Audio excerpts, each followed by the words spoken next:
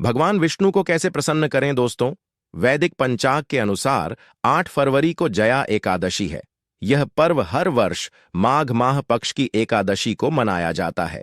2025 रविवार के दिन करीब 400 वर्षों बाद एक दिव्य और दुर्लभ संयोग बनने जा रहा है, क्योंकि इस दिन साल की सबसे बड़ी एकादशी जया एकादशी पड़ने जा रही है दोस्तों। यह एकादशी रविवार के दिन पड़ रही है, जिस वजह से इस दिन 3 बड़े योगों का निर्माण हो रहा है, जो कि है धन लक्ष्मी योग, अमृत सिद्ध योग और गज केसरी योग। दोस्तों, इन 3 योग के निर्माण की वजह से भगवान विष्णु और महालक्ष्मी की असीम कृपा बरसने वाली है। और अगर इस दिन आप चुपचाप किसी को बिना बताए स्वास्थ्य से जुड़ा यह अचूक उपाय कर लेते हैं, तो आपकी सभी समस्याओं का हल संपूर्ण रूप से हो जाएगा। दोस्तों, एक साल में करीब 24 एकादशी पड़ती है और 8 फरवरी 2025 रविवार को जया एकादशी सभी एकादशी में से सबसे बड़ी मानी जाती है, क्योंकि यह एकादशी दिवाली से 4 दिन पहले पड़ती है।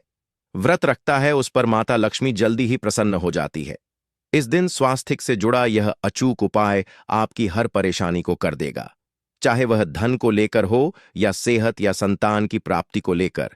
इसीलिए दोस्तों, वीडियो को आखिर तक जरूर देखें। और दोस्तों, अगर आप भी अपने जीवन में भगवान श्री हरि विष्णु की कृपा पाना चाहते हैं, तो इस वीडियो को लाइक करके कमेंट में जय श्री हरि जय मान लक्ष्मी लिखना ना भूले।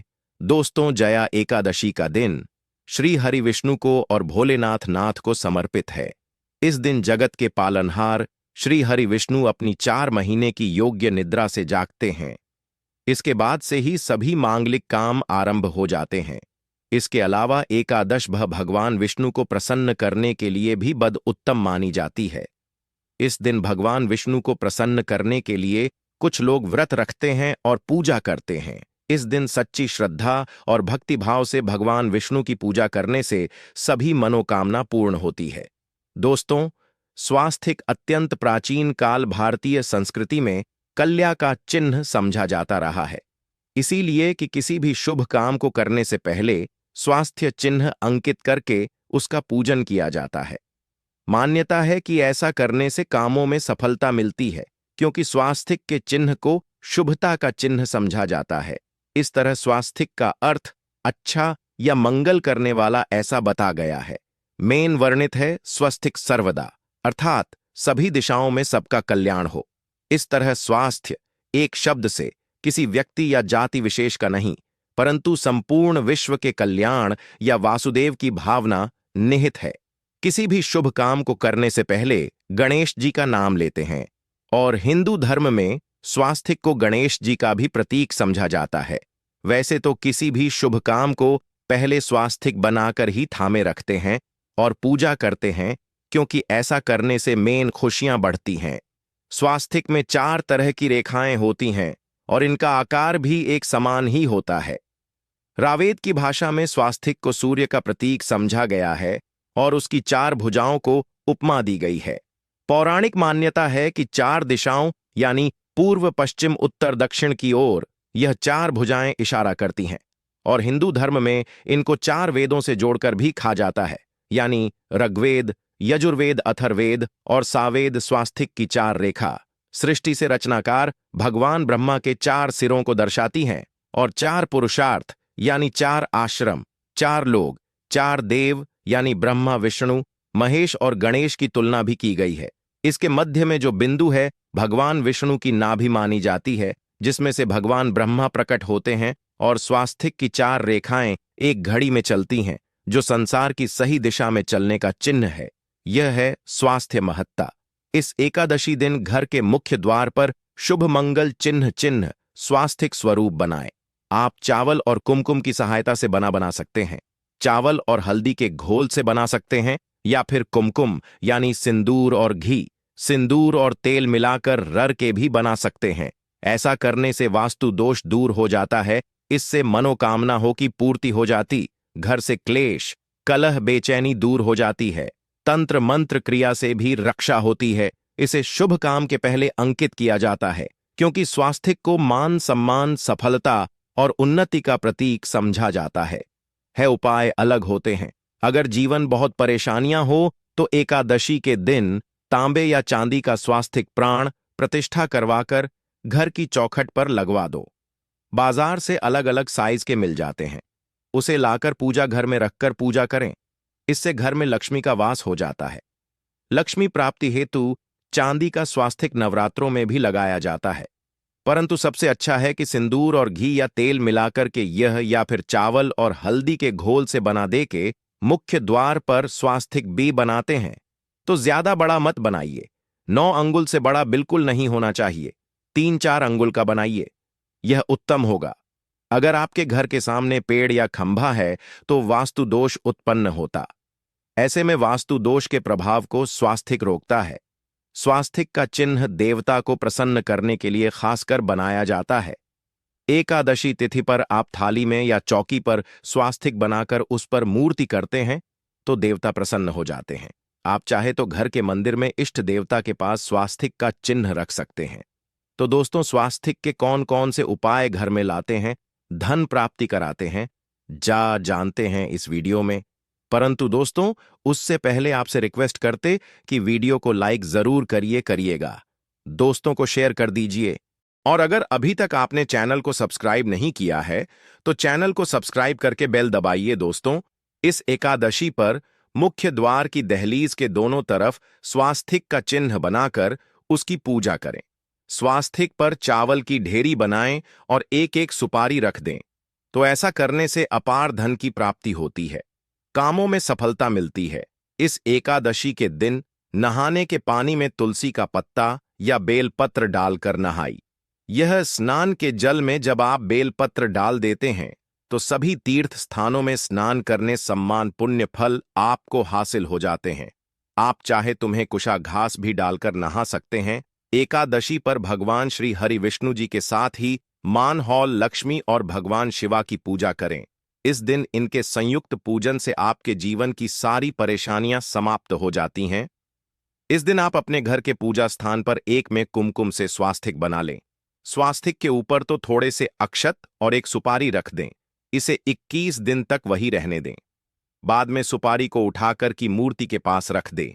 2 दिन तक यह बने रहने से आपके जीवन में कभी धनन की कभी कमी नहीं होती।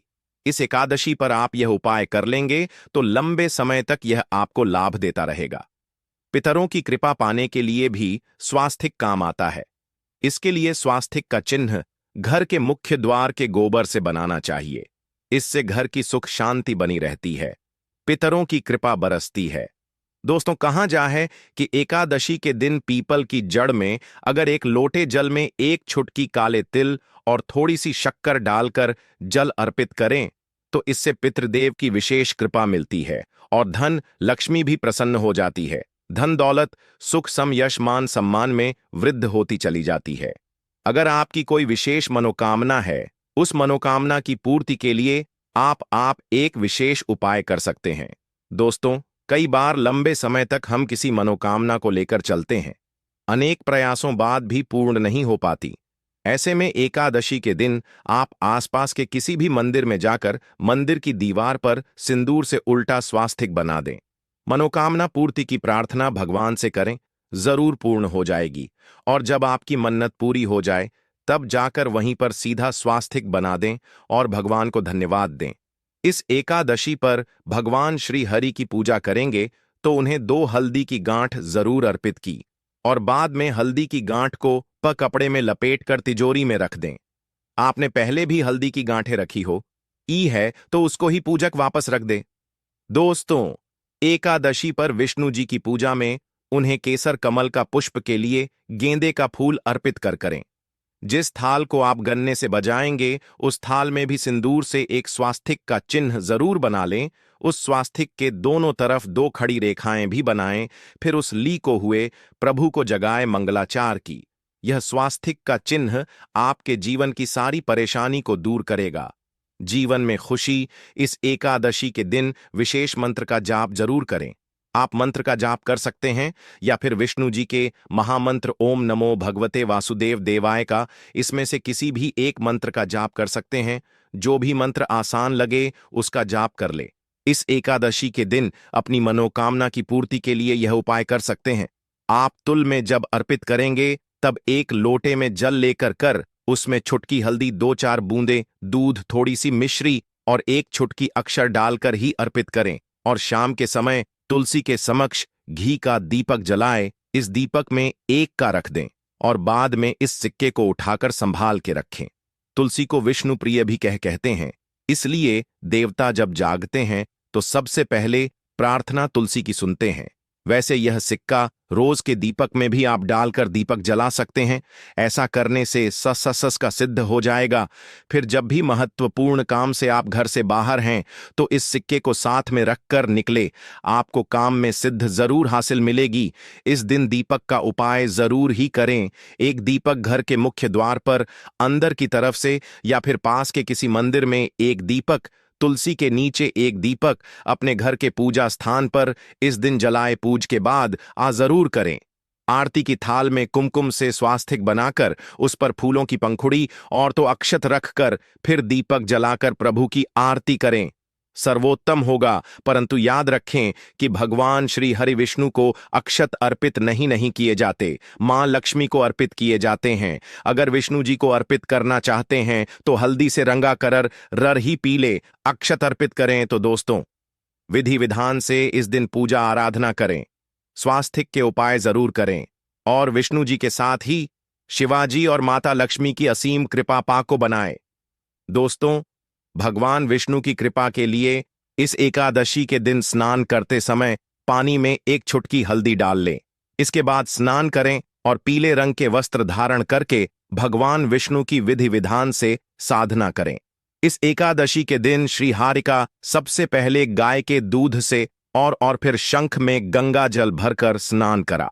इसके बाद उन्हें पीले रंग के वस्त्र अर्पित कर मानता कि इस एकादशी के दिन ऐसा करने से भगवान विष्णु का विशेष आशीर्वाद हासिल होता है। इस एकादशी के दिन भगवान विष्णु की पूजा करते समय उन्हें केसर अथवा पीले चंदन या हल्दी का तिलक लगाए। साथ ही साथ भगवान विष्णु के प्रिय पीले रंग के फूल और पीले फल चढ़ाए।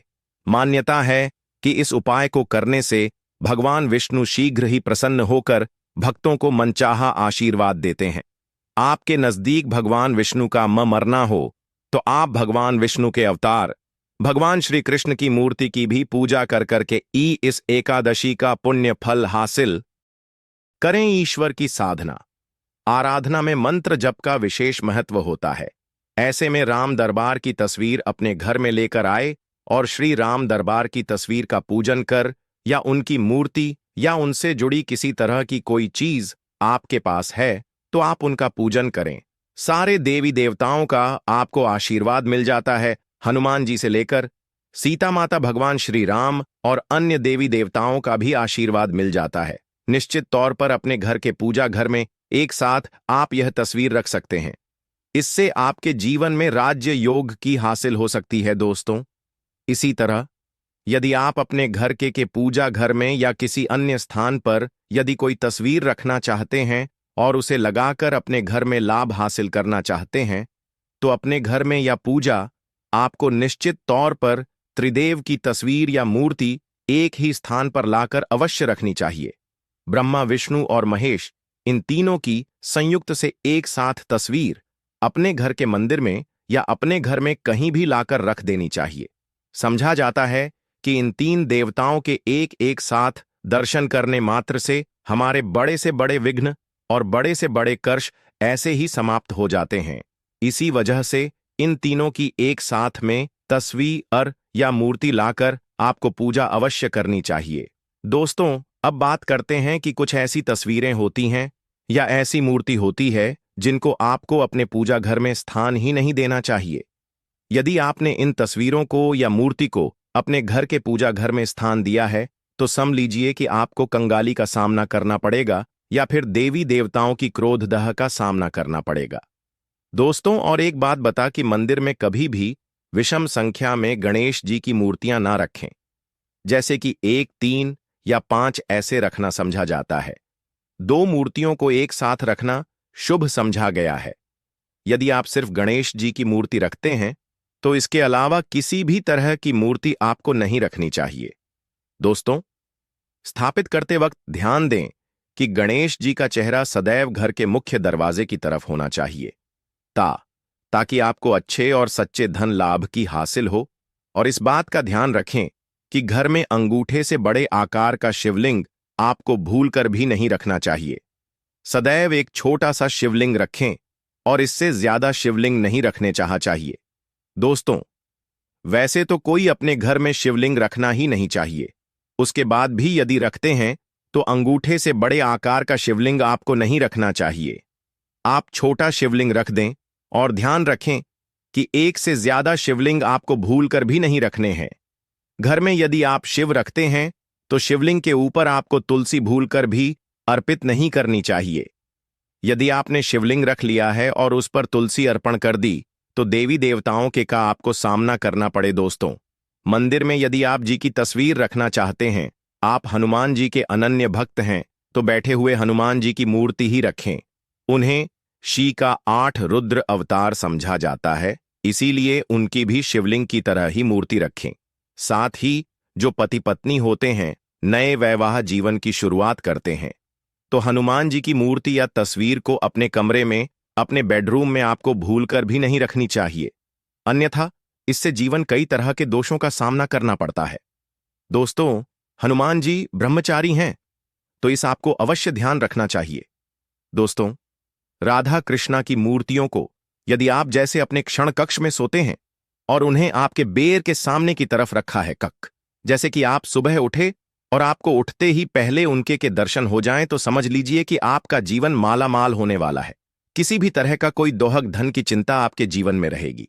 दोस्तों, इसी तरह यदि माता दुर्गा की तस्वीर आप अपने घर में लेकर आना चाहते हैं और चाहते हैं कि माता दुर्गा की तस्वीर के माध्यम से आप जीवन में समृद्ध देखें, तो दोस्तों भूलकर भी आपको माता दुर्गा की क्रोधित अवस्था की तस्वीर, जैसे कि महाली की तस्वीर या फिर एम का वध करते हुए या क्रोधित अवस्था में माता लक्ष्मी की, माता दुर्गा की तस्वीर लाकर आपको उनकी पूजा नहीं करनी चाहिए। दोस्तों, सदैव और सुंदर मुख वाली तस्वीर ही अपने घर के अंदर लाकर पूजा करनी चाहिए।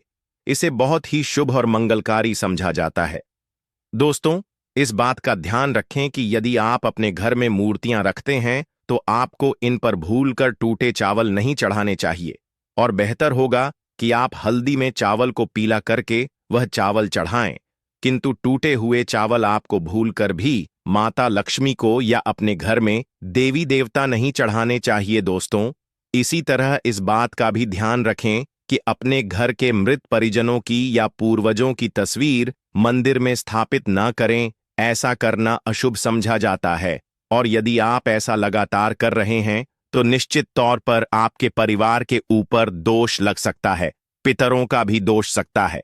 पितरों की पूजा एक एक अलग स्थान पर की जाती है, घर के मंदिर में उनको स्थापित नहीं किया जाता है। दोस्तों, इसी तरह भगवान भैरव की तस्वीर या भगवान शनिदेव की, राहु केतु की, इस तरह की तस्वीरें अपने घर में नहीं लेनी चाहिए।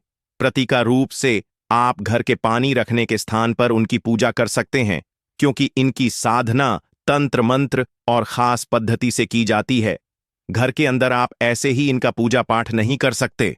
तो दोस्त, आज के लिए बस इतना ही आपसे निवेदन है कि आप हमारे चैनल को सब्सक्राइब करें और अपने दोस्तों के साथ शेयर करें। आप सभी का धन्यवाद।